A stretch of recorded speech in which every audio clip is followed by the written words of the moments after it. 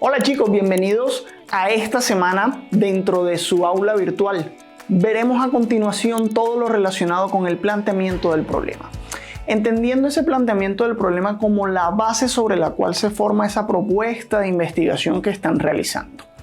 Dentro de ese planteamiento se deben tener varios elementos en cuenta. El primero de ellos es poder definir qué causa esa problemática o cuáles son los elementos que permitan que la problemática se dé. Ahora, existe también una serie de efectos o de consecuencias sobre las cuales esta problemática se basa en caso tal se perpetúe o se siga presentando. Entonces, ¿qué haces en el planteamiento del problema? Pasar de lo general a lo particular. ¿Eso cómo se hace? A través de una serie de cifras, datos, estadísticas que te van a permitir respaldar tu posición del por qué eso es una problemática o del por qué necesita una solución. Ahora, a manera de recomendación o de tip, sugeriría trabajar con elementos relacionados con tu área laboral. De todas las situaciones o de todos los escenarios que se presentan en tu cotidianidad laboral, elige uno de esos problemas que vaya relacionado a nuestra disciplina, en este caso la administración o las ciencias económicas, y que sean temas que necesiten una solución inmediata. Por supuesto, estos temas desde tu conocimiento se podrán solucionar dado tu expertise en el mismo.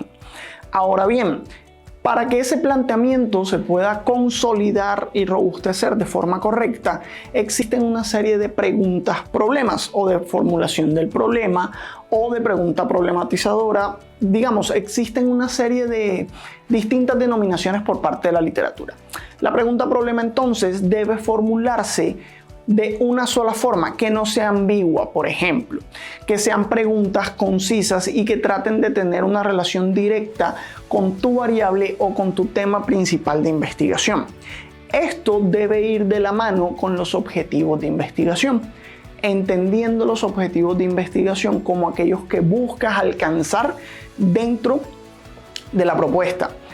Entonces, estos se dividen en objetivo general y objetivos específicos. El objetivo general es uno solo, único.